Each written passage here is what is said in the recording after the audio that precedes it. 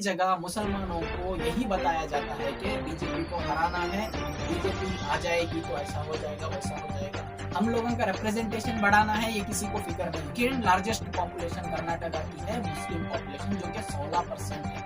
16% vote bank होने के बावजूद भी मुसलमानों का सीएम आज तक हमको देखने को कर्नाटक के अंदर नहीं मिला। बेखौफ होकर वोट करिए बीजेपी से या फिर किसी से भी डरने की जरूरत नहीं है। ये एक डेमोक्रेटिक मुल्क है, इसमें आपका हक अदा करना है, वोट करना है। कोई भी अपना वोट जाया ना करे, अपने अपने जगह जो स्ट्रॉन्ग सेकुलर लीडर है उनको वोट करे। और ये फासिस्ट जो ताकत है बीजेपी जो इलेक्शन के अंदर, इस फासिस्ट ताकत को हराने की पुरजोर कोशिश करे। अस्सलामुअलैकुम वरहमतुल्लाहि वबरकातुहू। तमाम व्यूवर्स को खुशामदीद। आज हम लोग बात करेंगे बहुत अहम मौजू, रियासत कर्नाटक का असेंबली इंतखाबात। असेंबली इलेक्शंस के कैंपेन्स अभी चल रहे हैं, कुछ दिन में इलेक्शन भी होने वाले हैं और रिजल्ट भी हमारे सामने आने वाले हैं। लेकिन इस कैंपेन के दौरान हर एक सियासी पार्टी अपने अपने मैनिफेस्टो सामने रखी है, अपने अपने जो उनके वोटर्स को जिस तरीके से वो खुश करना चाहती है, उस इरादे से, उनकी आइडियोलॉजी के हिसाब से, उनकी सोच के हिसाब से वो लोगों ने मैनिफेस्टो के अंदर वो चीज़ों को मेंशन किया है और इलेक्शन लड़ने के लिए तैयार हो चुके हैं। कर्नाटक की रियासत के अंदर बहुत अहम पार्टी यानी बड़े पार्टियों में हम लोग जब देखते हैं तो बीजेपी, कांग्रेस और यहाँ की जेडीएस रीजनल पार्टी आती है। उसके बाद आम आदमी पार्टी भी है, एसडीपीआई भी है, बीएसपी भी है, एमआईएम भी है। ये सभी पार्टी इस रियासत कर्नाटक के इस असेंबली इंतखाबात में हिस्सा ले रहे हैं। लेकिन हम लोग अहम मौजू पर ये बात, हमारी आज की बात ये रहेगी कि इसके अंदर जिस तरीके से सियासी गुफ्तगू हो रही है मुसलमानों के वोट बैंक को लेकर, मुसलमानों के दानिश्वर लोगों के अंदर, मुसलमानों के पूरे पिछड़े तबकों के अंदर, मुसलमानों के अंदर ही कुछ तरीके की ऐसी बातचीत हो रही है कि हम लोग किसको वोट करना है या फिर हमारा वोट का रोल क्या रहेगा, हम लोग क्यों वोट करना है। इसके रिलेटेड मुसलमानों के अंदर क्या अवेयरनेस है, इसके ऊपर थोड़ा हम लोग रोशनी डालेंगे। देखिए, जैसा ही इलेक्शन स्टार्ट होता है, हर वक्त की ये बात है, जैसा इलेक्शन आता है तो मुसलमानों के अंदर एक डरावना माहौल फैलाया जाता है, जैसा कि बीजेपी आ जाएगी, हम लोग इन कांग्रेस को वोट करना है, हम लोग सभी मिलकर सेकुलर पार्टी को जिताना है, वरना बीजेपी आ जाएगी। कोई एक इनकी सोच नहीं रहती मुसलमानों की, कोई एक डिमांड नहीं रहता, या फिर वो एजुकेशन के मामले पर हो या फिर सियासी मामले पर हो या फिर उनके डेवलपमेंट के मामले में हो। मुसलमानों का ये कोई डिमांड नहीं रहता। बस मुसलमानों के अंदर एक चीज़ को फैलाया जाता है कि बीजेपी आ जाएगी, सेकुलर पार्टीज को जिताना है। तो मुसलमान क्या करते हैं, डर खौफ के अंदर वोट करते हैं, बीजेपी को हराने की मुकम्मल कोशिश करते हैं। यहाँ तक कि पूरे इंडिया को मालूम है कि 95% से जायद वोट मुसलमान बीजेपी के खिलाफ करते हैं, फिर भी कई स्टेट्स के अंदर बीजेपी आ भी जाती है। देखिए, आज अहम मौजू मुसलमानों के वोट को लेकर मैं आपके सामने कुछ बातें अहम रखना चाहूँगा, ताकि वो आपको यूज़फुल भी हो सके। रियासत कर्नाटक के अंदर पूरी पॉपुलेशन के अंदर जब ये डेमोक्रेटिक सिस्टम के अंदर जब वोटिंग होती है तो अलग अलग तबके की अलग अलग पॉपुलेशन हमारे कर्नाटका में है। जैसा कि हर एक पॉपुलेशन में सबसे ज्यादा पॉपुलेशन है एससीज की, मतलब शेड्यूल कास्ट की कर्नाटक के अंदर सबसे हाईएस्ट पॉपुलेशन है, जो कि 19% से ज्यादा पॉपुलेशन एससीज की कहा जाता है। वो एससीज के अंदर बहुत सारे 101 जात पात आते हैं, उसके अंदर भी बहुत कुछ डिवीजन है। फिर भी वो शेड्यूल कास्ट का टोटल पॉपुलेशन होता है 19% से ज्यादा। अगर हम लोग ऐसे देखेंगे पॉपुलेशन के हिसाब से तो सेकेंड लार्जेस्ट पॉपुलेशन कर्नाटका की है मुस्लिम पॉपुलेशन, जो कि 16% है।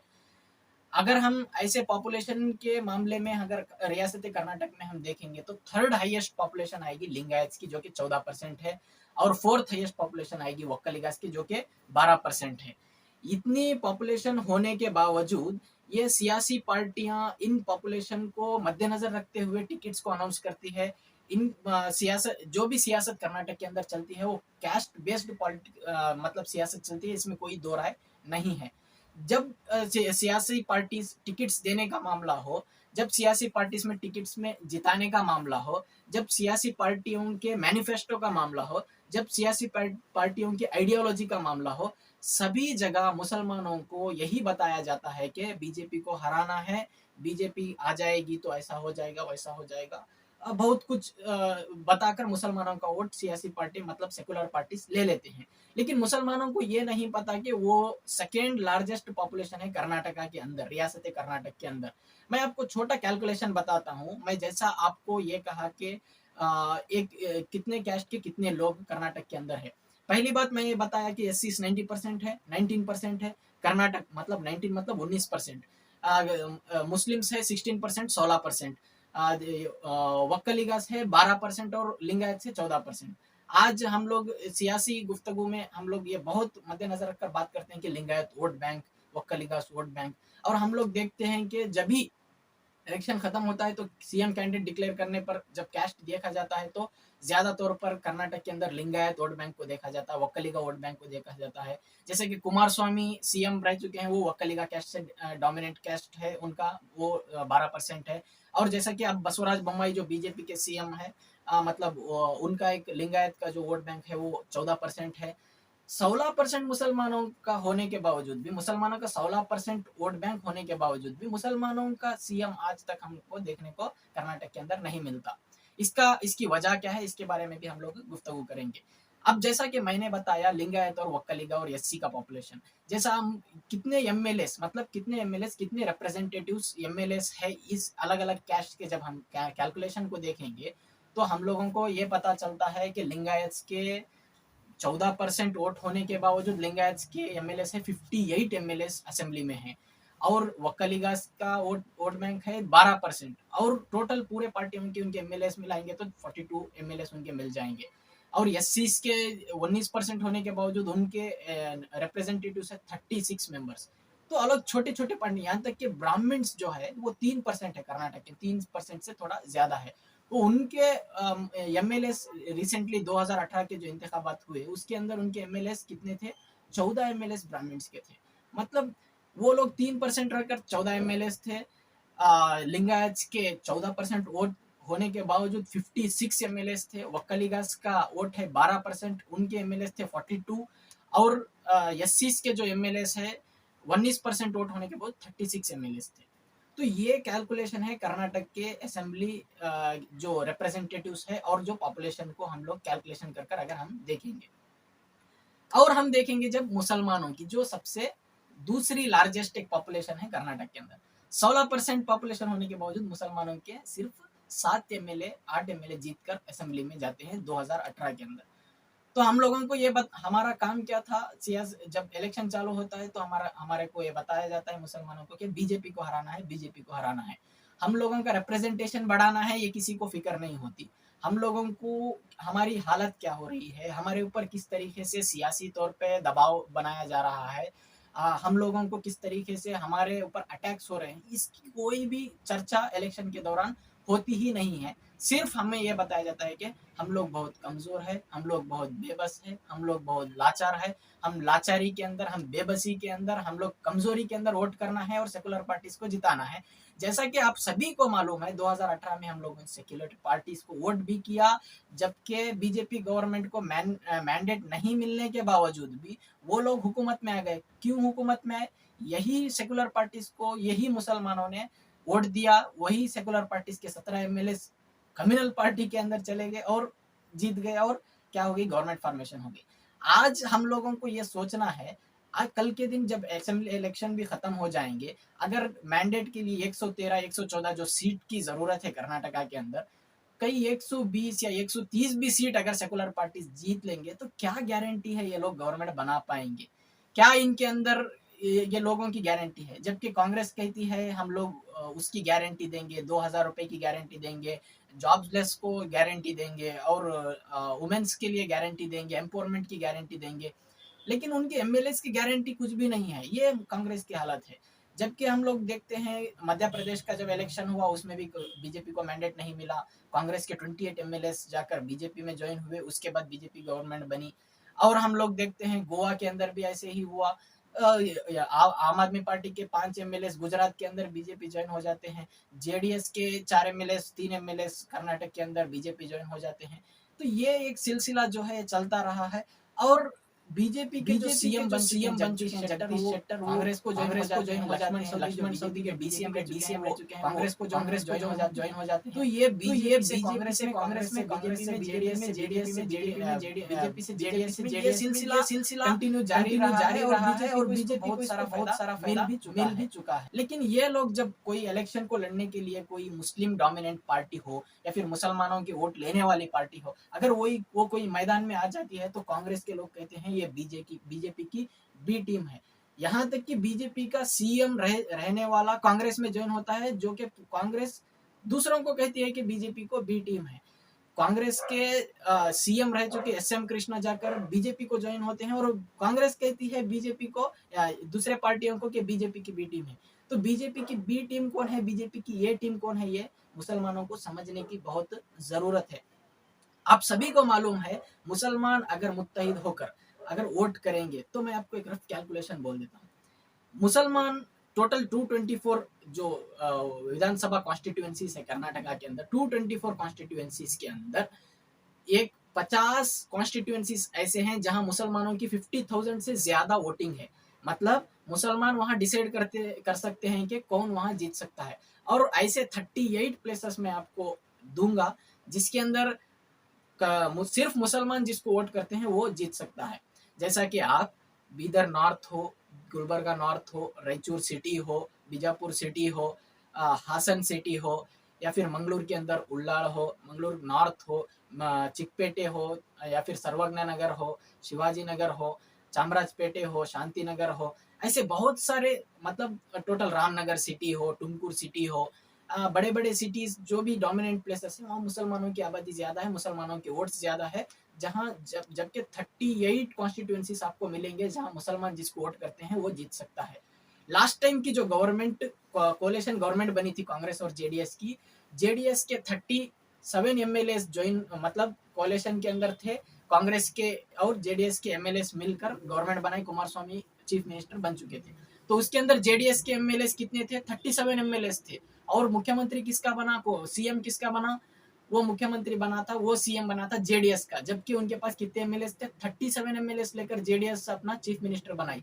आज मैं कह रहा हूँ मुसलमानों की तादाद इतनी है, अगर कॉमन प्लेटफॉर्म के अंदर अगर मुसलमान मुत्तहिद होकर रियासती कर्नाटक के अंदर 38 प्लेसेस ऐसे हैं जहां मुसलमान अपना एमएलए बना सकते हैं, अपना नुमाइंदा भेज सकते हैं, अपना रिप्रेजेंटेटिव भेज सकते हैं। लेकिन इसके लिए कॉमन प्लेटफॉर्म चाहिए, मुत्तहिद होना चाहिए, इत्तेहाद की जरूरत है। इत्तेहाद की बुनियादी चीज ये होना चाहिए कि किसी का मफाद नहीं होना चाहिए। लेकिन आज मुसलमान कौम के अंदर बढ़ चुकी है, अलग अलग पार्टीज में बढ़ चुकी है, हर एक को अपना मफाद चाहिए, हर एक को अपनी सियासी करियर बनाना है। तो इस वजह से मुसलमान आज बैकवर्ड है, इसलिए मुसलमान आज पीछे हो रहे हैं। हर एक सियासी पार्टी के गुलाम बन चुके हैं। वो कोई भी सियासी पार्टी हो, अगर वो कोई उनका हाईकमांड कुछ डिसीजन लेता है तो अगर वो मुसलमानों के हक में ना भी हो तो उसको मान लेते हैं। ये हमारी कमजोरी है। मैं आपको कहता हूँ सभी कर्नाटक के मुसलमानों से 38 प्लेस ऐसे हैं जहां पर आप जिसको वोट देते हैं वही जीतकर गवर्नमेंट मुसलमानों का मुख्यमंत्री बनाना कोई बड़ी बात ही नहीं। कर्नाटक के अंदर 38 प्लेस, अगर 37 प्लेसेस में जेडीएस जीतकर अपना चीफ मिनिस्टर बना सकती है, तो एक कॉमन प्लेटफॉर्म के अंदर मुसलमान 38 प्लेसेस के ऊपर जीत सकते हैं। अगर 38 भी नहीं, 30 प्लेसेस भी जीत गए या फिर 20 प्लेसेस के अंदर भी हम लोग जीत गए, तो आने वाली गवर्नमेंट का हिस्सा भी हम लोग बन सकते हैं। मैं कोई सियासी पार्टी में ही ज्वाइन होकर लड़कर जीतना है ऐसा नहीं कहता। ये मुसलमानों के उलमा को, मुसलमानों के दानिश्वर लोगों को जो कि मैसेज फैला रहे हैं कांग्रेस के एमएलए को जिताओ, ये 15 एमएलए नहीं जीतेंगे तो ऐसा हो जाएगा, खुदा का वास्ता, नबी का वास्ता, औलिया इकराम का वास्ता, बड़े बड़ा वास्ता देकर कांग्रेस को जिताने के लिए दुआ कर रहे हैं। वो ये सभी लोग ये लोग कौम को असल में डरा रहे हैं। कौम को डरना नहीं है, कौम को एजुकेटेड होना है सियासी तौर पर। खास करके कौम को सोचना है कि हमारी ताकत क्या है, कौम को सोचना है कि हम लोग मुत्तहिद होने पर, हम लोग कॉमन प्लेटफॉर्म पर आने पर, हम लोगों की नजरिया एक होने पर, हम लोगों का नजरिया जब अल्लाह और अल्लाह के रसूल के ऊपर हो जाएगा तो हम लोग बहुत कुछ चीज आसानी के तौर पर हम लोग कर सकते हैं। यहाँ तक कि हमारी गवर्नमेंट भी हम लोग बना सकते हैं, इसमें कोई डाउट ही नहीं है। मेरी बात अगर आपको मजाक भी लग रही है तो आप लोग प्रैक्टिकली ये बात को सोचिए।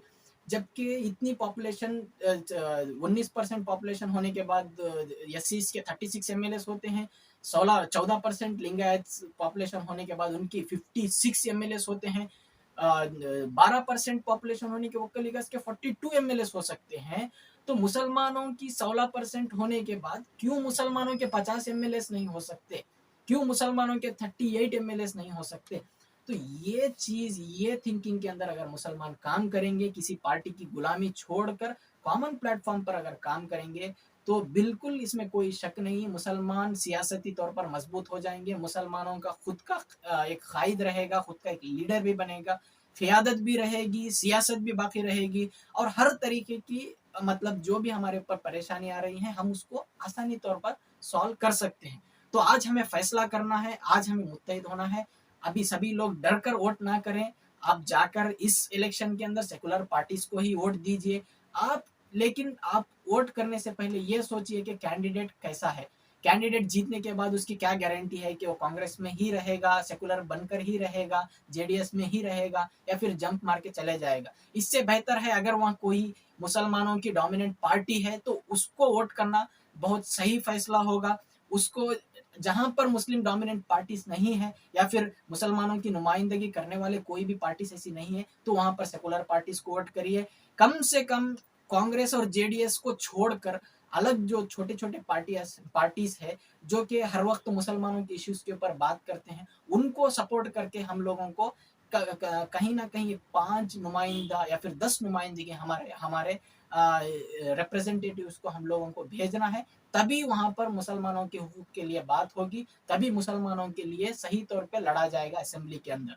तो आपसे गुजारिश है कि इंशाल्लाह सभी लोग बूथ पर जाइए, मतलब बेखौफ होकर वोट करिए। बीजेपी से या फिर किसी से भी डरने की जरूरत नहीं है। ये एक डेमोक्रेटिक मुल्क है, इसमें आपका हक अदा करना है, वोट करना है। कोई भी अपना वोट जाया ना करे, अपने अपने जगह जो स्ट्रांग सेकुलर लीडर है उनको वोट करे। और ये फासिस्ट जो ताकत है बीजेपी जो इलेक्शन के अंदर, इस फासिस्ट ताकत को हराने की पुरजोर कोशिश करे। और ये मत समझे कि सिर्फ हम लोगों ने ही बीजेपी को हराने का ठेका लिया है, दूसरों की भी एक मतलब उनकी भी एक क्या बोलते हैं फर्ज है कि दूसरे जो सेकुलर लोग हैं उनका भी ये फर्ज है, जितना फर्ज मुसलमानों का है वो लोगों भी बीजेपी को हराना है। सभी लोगों के लिए एक सेकुलर, अगर वो सेकुलर मुल्क देखना चाहते हैं, अगर वो सेकुलर माहौल देखना चाहते हैं, तो सभी लोगों की जरूरत है, सभी लोगों की जिम्मेदारी है बीजेपी को हराने की, ना कि सिर्फ और सिर्फ मुसलमानों की। तो ये बात समझिए और जाकर अपना वोट अदा करें, कोई भी वोट से महरूम ना रहें। कोशिश ये करें कि 100% हमारा वोट हर एक बूथ के अंदर, हर एक असेंबली के अंदर, हर एक डिस्ट्रिक्ट के अंदर, रियासती कर्नाटक के पूरे असेंबलीज के अंदर 100% हम लोगों का वोट पोलिंग हो और यहाँ से फासिस्ट ताकतों को हराने की पुरजोर कोशिश हो।